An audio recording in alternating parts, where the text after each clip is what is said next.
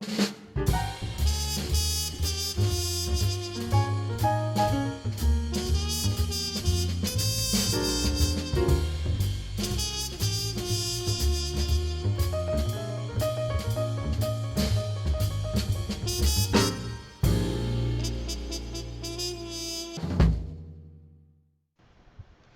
morning, everyone, and welcome once again to Coffee and Headlines. Today is Friday. Thank God it's Friday, May 22nd. And as always, we get together every morning to talk about the latest news from places near and far. We share tips, comments, ideas, and suggestions to stay happy, to stay creative, to stay productive, and to smile every day during these interesting times that we're living. As I announced yesterday, we have a special guest today, so we are going to skip our usual good mornings and formalities, and I'm just going to go ahead to introducing our guest. He is the Public Relations Director for the Riviera Nayarit Conventions and Visitors Bureau, and he is also a very good friend of mine. I'd like to welcome Richard Zarkin. Richard, it's great to have you. Great to be with you, Paco. Thank you for the invitation, and it's always a pleasure to work with you. Very good friends since many years ago, and I hope you are well and staying safe at home. Well, we're trying our damnedest, Richard.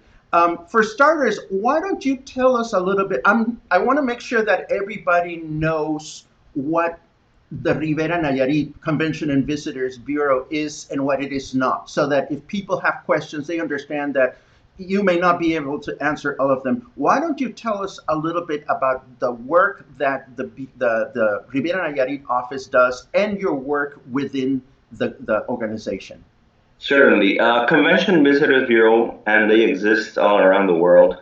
And our offices are the ones that manage the lodging tax charged by hotels and that are used for promotion. In this case, Riviera Nayarit.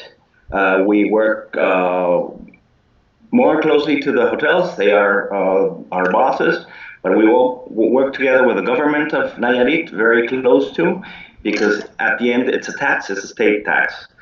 So my position in public relations is I work with journalists in a different way. It's not marketing. Public relations, in the many phases I have, is I am the voice, the face of the destination. I do a lot of traveling for media tours, give press conferences. We invite a lot of journalists on press trips. We also have film productions, photo shootings. I accompany my colleagues at the promotion department to fairs like Fitur, like Tianguis. So it is, all of the departments in our office have to be aligned in the promotion of the destination. So we are a good of small office of 21 people. And you've been doing this for quite some time. I know this because I've known you since I was at Vallarta Lifestyles, and that was quite a few years ago. How many years have you been working at Riviera Nayarit now? In 2006, February 2006, I started to work for the Convention Visitors Bureau, which is just 1 year before we let's say we baptized the coast in 2007, Riviera Nayarit. At that time, I was promoting all the way to San Blas, and in 2008, the then governor of the state extended the extension of Riviera Nayarit to all the coast. So if we are in the year 2020, that means I've been at 14 years now with the CVB. Okay, so tell me, these must be such interesting times for you these days, trying to deal with the uncertainty and having to wait for the government to open the doors and let us go back to enjoying our destination safely. What is an average day like for you these days? Well, I try to keep as if I am going to the office, but I do home office. Wake up, start at 9 o'clock, and of course, workload in terms of field work. Let's say we don't have, because of course we don't go out and about, because we can't. As you know, we're in quarantine.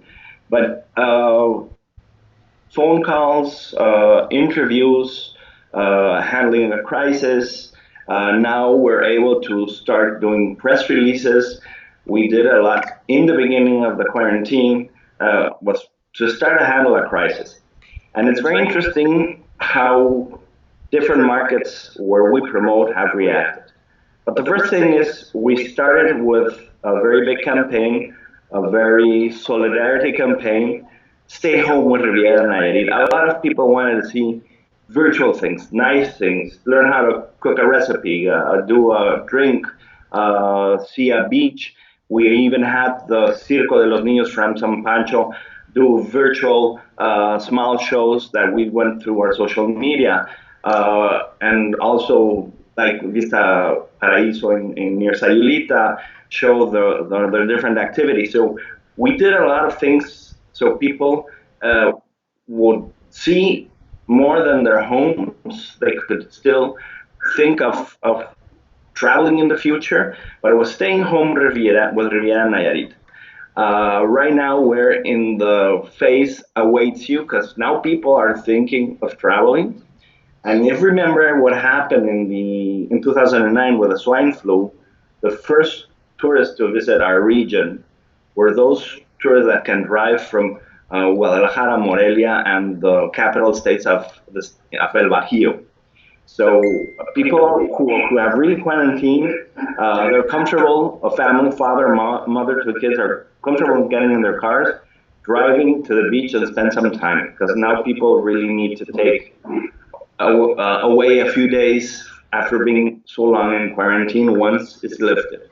So we're right now in phase two, awaits you. You know, the beaches are waiting for you, or the sunsets are waiting for you. So we all work very closely. We do our Zoom calls. You know, Zoom is all now in fashion. And what I mentioned is how different markets have reacted. Is with Mexico since the beginning, we did a lot of media pitches. You know, letting people know they could go to our social media and see all these videos. And it was very interesting that Spain, that at that moment was really hardly hit by this pandemic. Spain and Spaniards are the number one people country that go out to dine and have drinks. So our agency, which is one for all of our parts of the world, Spaniards were desperate to have new recipes. So we were able to have, as you know, our ambassador Betty Vasquez do a recipe of ceviche San Blas. We had our mixology ambassador do a drink. We sent a very solidarity image of something nice, and that was the hidden beach of Islas Marietas, and it was a front page for the tourism supplement of the biggest newspaper in Spain. So different countries have been reacting differently. Now we're able to do more than reactive, more proactive. Um, so that is where we're standing now in phase two.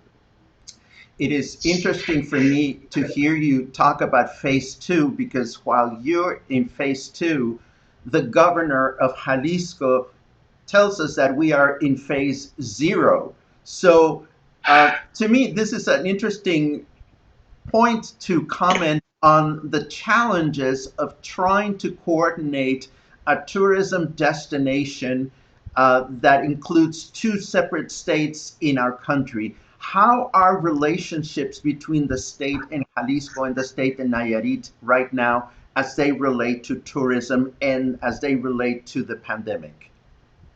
Sure. When I speak of these phases, this is how we set it as a CVV are to be on the top of mind of the travelers, which is very different of what the federal government on the 13th of May they came out with their three-phase program and this semaphore stoplight color with all the states, which green is the lowest, then it's yellow, then orange, then red. This has to do with how many cases and deceased per capita. So while Nayarit is a state with not many cases, but it's a state with a low population. So of course, if you compare it, as you mentioned, the joint promotion campaign, and we work very closely with Jalisco. Jalisco is a state with a higher population, so it was in the beginning in the green because of the per capita percentage of deceased and and those who have COVID. So the phases I talked to you, the first ones were about promotion, and now we can talk about the ones you mentioned about the federal government. So federal government indicated on the 13th Jalisco to be green, that could open non-essential businesses on the 18th. While Nayarit in orange, we don't have a set date when to open. Could be on the 1st, could not be. That will depend of what the federal government will let us know next week. This must be very, very challenging for everybody because everybody is just waiting for some clarity. And of course, the government is doing their best to try to balance, our safety with our economy. You bring up a very important point, which is to keep the brand of Riviera Nayarit um, in the minds of visitors and tourists. So many small businesses in the area are sitting around, not quite knowing what to do to make sure that they do whatever they can with their own small businesses. In terms of promotion, particularly on social media, what kind of advice would you offer small businesses in the region that are trying to make sure that their clients will remember them when it's time to go outside again? Well, I think social media is a very, very strong, um, it's a very powerful tool for everybody. Sorry, with that glitch. Social media is a very powerful tool. And we've invited a lot of small businesses to join us through our social media so they can continue promoting. At the end, we are a destination. We need to get, we have worked together to position Riviera Nayarit as one of the top destinations in Mexico. So now we need to continue working to be in the top of mind. Now we need to work, once we can work out, hotels can open, to bring back tourism. So social media is a very strong. They're very strong now, especially in this quarantine pandemic. It has been even more stronger. Everything that's social, everything that is via internet, uh, YouTube, Facebook, Twitter, Instagram. Those are the most power tools we have right now. Everything digital. Richard, you are from Mexico City, right? Yes, born and raised in Mexico City. And your family is okay up there? All of them are, thank you, yes. This All in is quarantine. all in quarantine. And you live in Versailles, you were telling me the other day. Yes, yes. When my father moved in 1992, he lived there, so I live there. He passed away in 2006, 2007. I'm sorry. So I've been living there since. I have a question, and I'm sure I'm not the only person that would like to get some insight on this. The last few times that I've driven to Guadalajara, I've seen so much work going on the highway, particularly between Sayulita and the entrance to to Punta Mita, the intersection to Punta Mita. So clearly, there is a lot of work going on. This new set of highways that are going to connect us to Guadalajara and make the trip be shorter. We know that there's been some delays regarding federal government budgets and permissions and so forth and so on. What can you tell us about the advances of the new Puerto Vallarta to Guadalajara highway? Well, there is the Highway 200 where the state government of Nayarit has been working to make it in certain places where it can to be 4 lane. So yes, you've seen a lot of work. You can see it passing Las Varas and going into Rincon de Guayabitos and then going to Lo de Marcos. So that is going to be continued to be worked on. There is a federal project that started with the previous Mexican government. There is the Jala to Compostela is already working. They're working on Compostela Las Varas and Las Varas Bucerias, which is the last part of the new federal highway. That is being worked by Grupo Carso, and there is Mota and Gil working on Compostela Las Varas. We don't have a date. Hopefully, when we can get out of quarantine, we can get more clear dates on when the state government will finish on the extension and getting better the Highway 200 and other infrastructure developments they have in place, and when the new highway that will connect El Bajío, Morelia, Guadalajara much more easily. Hopefully, we can get by the middle of this year that we're very close. A better idea when they'll be ready. Richard, I'm sure you have a very busy day ahead of you. I want to just share a couple of comments that have come in. There's some appreciation here. Kelly Casey tells us that she used to work with the visitor center that did this kind of work. She thanks you for your hard work. Paul Christ also thanks you for your hard work. Logan Miller, another friend that I think we have in common, is also happy to see you on board and happy to see you joining us this morning. Is there any final recommendation you may have for people as we sit around just waiting for things to happen? Well, my recommendation is first of all, stay safe. Let's follow what the government says when we all want to get out of that quarantine, but if they say we have to tighten our belt and be in quarantine a couple of more days, let's do it. Read the publications that I write. Don't get stressed for the others, and as soon as we can start working, get out on the streets, be united and work to recover.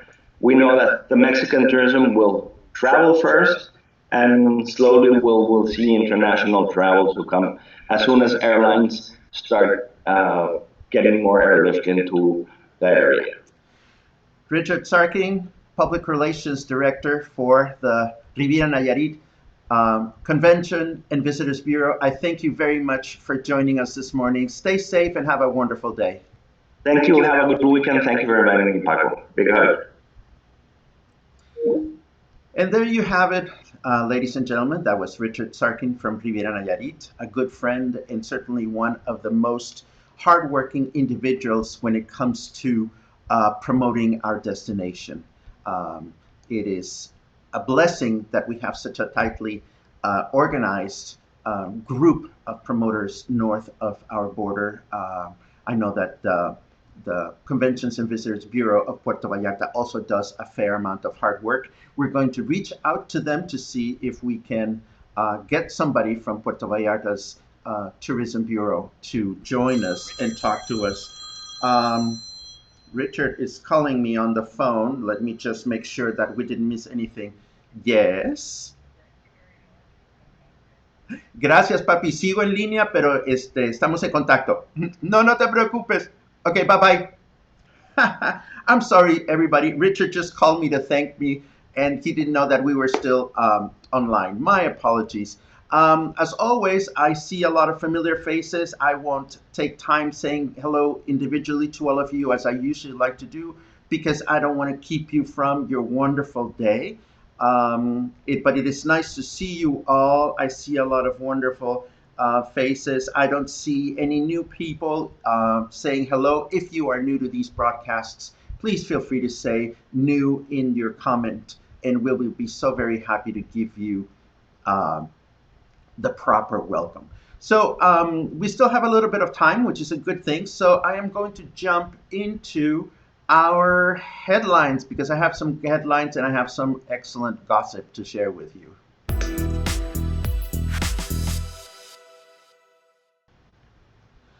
So, first of all, I am happy to read this morning that while we are staying home, the city is continuing to develop infrastructure projects. I have read recently that CEPAL is fixing some pipes and things all over the place. I've seen some painting getting done around the city, but I was particularly delighted this morning to read that our mayor, Arturo Davalos, is was visiting the Rio Cuale because there's some work being done there in terms of the hanging bridges that connect the city to the island, and also there's some work going on with handicap access right next to the River Cafe, and there's also some work being done around the cultural center to be able to protect it from water from the water that comes down to the ocean from the river. So this is good to know that it is happening.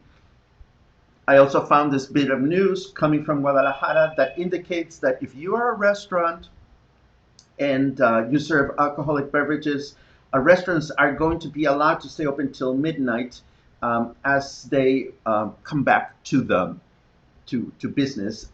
This has been an issue for bars wanting to stay open but not being able to. Apparently, if you are a bar but you're also serving food, you can stay open late, and this is good to know. Of course, don't take my word for it. Make sure that you get in touch with Canirac or whatever agency that represents restaurants to make sure that you follow the proper guidelines. I also want to share this, and I will share this later on with you. Somebody sent me this link yesterday. It's a link from Facebook, and this is a gentleman that goes by the name of Pat's Place, Expat Help for Vehicle Registration and Driver's License. And what I liked about this post is that it includes all the different projects that are going on in Riviera, Nayarit, to help people that need to be fed, that have no access to food. It also lists some projects in Puerto Vallarta. It is a beautiful, wonderful resource of all kinds of initiatives that are being undertaken by private citizens like you and I to be able to help those in need. I am going to share this with you because we all can use some help. We all have something to help with. So hopefully you will find something important here that you might be able to undertake. I was also happy to read this headline: coronavirus not easily spread by touching surfaces or objects, says the CDC, the Centers for Disease Control in the United States. We've known that coronavirus is an airborne disease, that it is transmitted through droplets that we emit while we're talking and so forth and so on.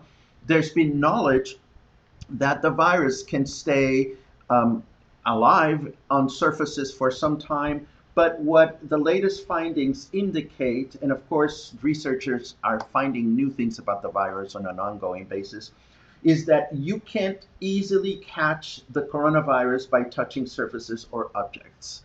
It will happen, but not nearly as much as we might think. So if you've been wondering about whether you can touch something at a restaurant table that somebody else might have touched, it's not as likely that you will catch the disease. Again, the whole decision of whether we go out or not go out, whether we touch things or don't touch things, is a personal one. But I wanted to leave this with you so that we can continue to learn and stay properly informed as we move forward.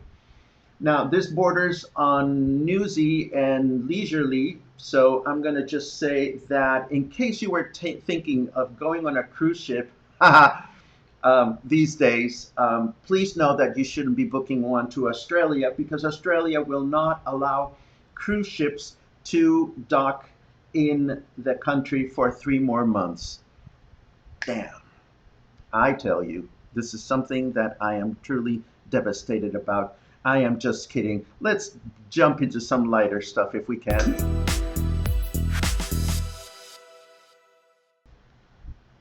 Sorry, I meant to do this one.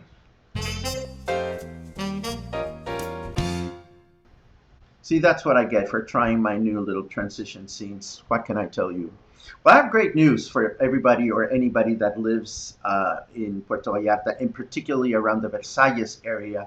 I live right next to Versalles in Colonia La Avena. I am 1 block away from Versalles. So I end up spending a lot of time, or I used to spend a lot of time and hope to spend more time in the future enjoying the many restaurants that are in the Versalles area. So I was so happy to learn yesterday that many Versalles restaurants are starting to work together to self promote and create their own dining event, a restaurant week type of event, or maybe a day a week. I don't know exactly how it's going to work, but one of the wonderful things about Versalles is that the restaurants that are in this neighborhood are, for the vast majority of restaurants, are small, young, independent, new restaurant owners that are trying to make a good, to have a good opportunity. We know that rents are lower here than in other parts of the city, particularly Emiliano Zapata. So in the last couple of years,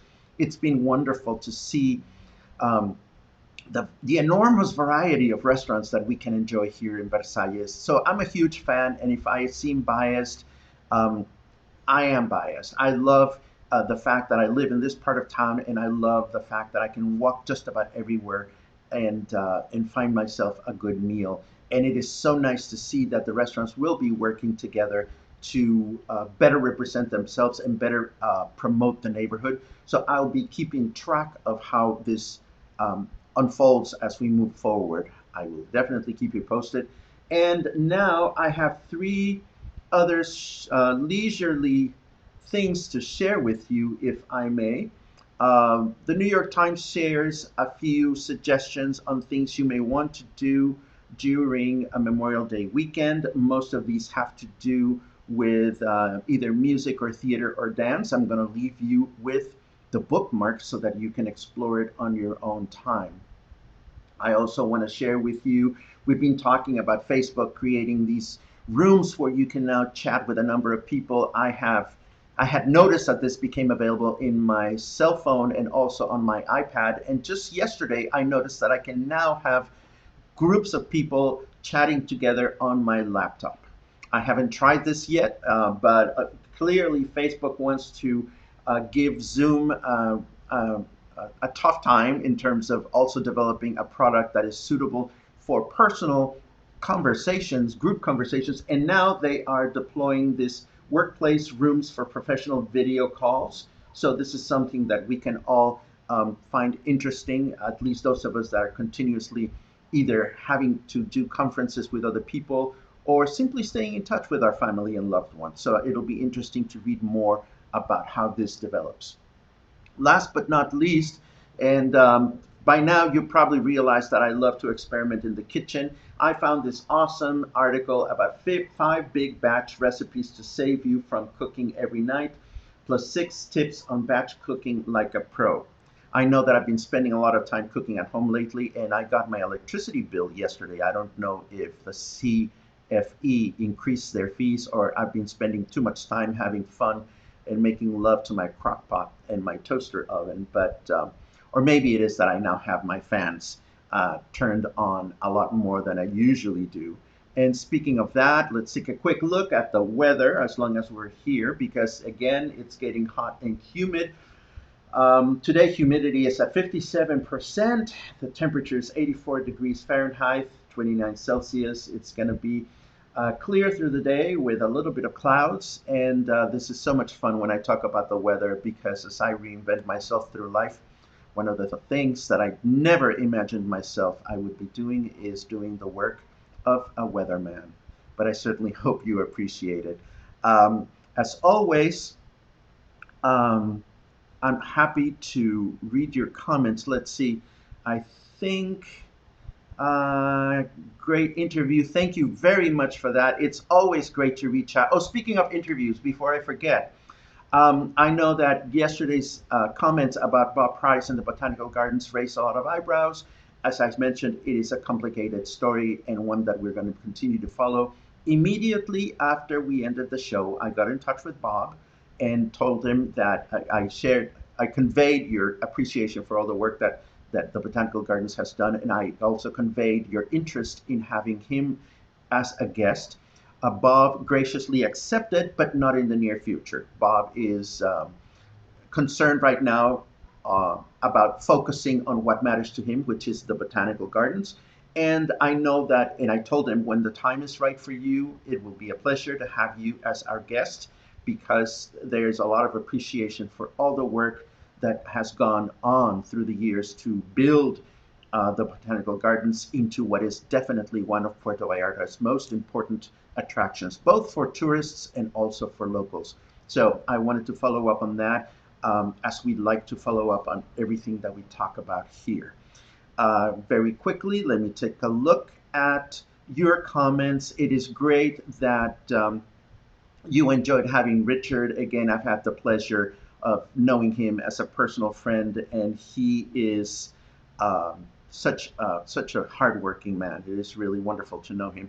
Stacy, thank you for your appreciation. Again, we are here to create connections between us and the destination, between us and knowledge that we can all use. So it is my pleasure to do what we do, and it is my pleasure to bring in these guests. Um, we can all be on Paco's show, please. Well, Paul, you can always be on my show. In fact, I want you to come back on the show, Paul Chris, because I know that Paul is still working very hard with his GoFundMe campaign, and we all need to be supportive of that as much as we can. So maybe, Paul, you can visit with us um, sometime next week so you can tell us how it's going.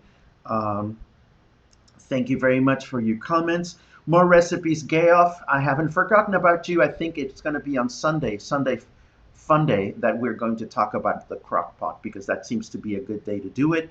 Um, Thank you, Mary, for your comments. Clay, thank you very much for yours. And Nancy, thank you very much for yours. Um, there's a question. Can Paul bring Rosa Milano or Eileen to the left? Well, as soon as we get Eileen to the left back from Washington, D.C., it'll be a pleasure to have her here. Uh, and Cheryl, Cheryl, you and I have to get together and have some cocktails because I think that you and I are the only two people that have this obsession with balls. And this is going to turn into a private joke very quickly. So we are not going to pay much attention to balls anymore because we're going to get in trouble here. And this wraps it up, folks. As always, it is a pleasure to get together with you. You make my life so much more interesting through this pandemic. Getting up every morning, looking for headlines, looking at things to share with you, thriving on your reactions. It's so nurturing to read each and every one of you, and I hope that by connecting with you, I am able to do the same for you. As always, I cannot thank you enough for sharing this broadcast with as many people as you can. I cannot thank you enough for supporting these pursuits. They mean a lot to me. And I cannot thank you for joining us in the near future whenever you can. I'm lining up some really fun interviews with people from near and far. I have a couple of Hollywood actors, and I'm not kidding here because there are some people tied to Puerto Vallarta that are doing some fascinating things that are going to come on the show. Um, I mentioned before, Zoe Lewis and I are planning a little bit of a something, and this is, I don't know if I told you many details or not, but Zoe Lewis gave me a date in which she was able to come on the show, and I told her, well, this date coincides with the birthday of Peggy Lee. And from there, she started saying, oh, fever. And then we started going Corona fever. And all I can tell you is that having Zoe Lewis here as a guest on Peggy Lee's birthday talking about fever is going to be, well, I have no idea what it's going to be, but I'm sure it's going to be a lot of fun. I'm starting to ramble, so it is time to cue the little building and wish you a wonderful day. And I hope that you'll stay safe, stay happy, stay creative, and stay smiling. Have a great day.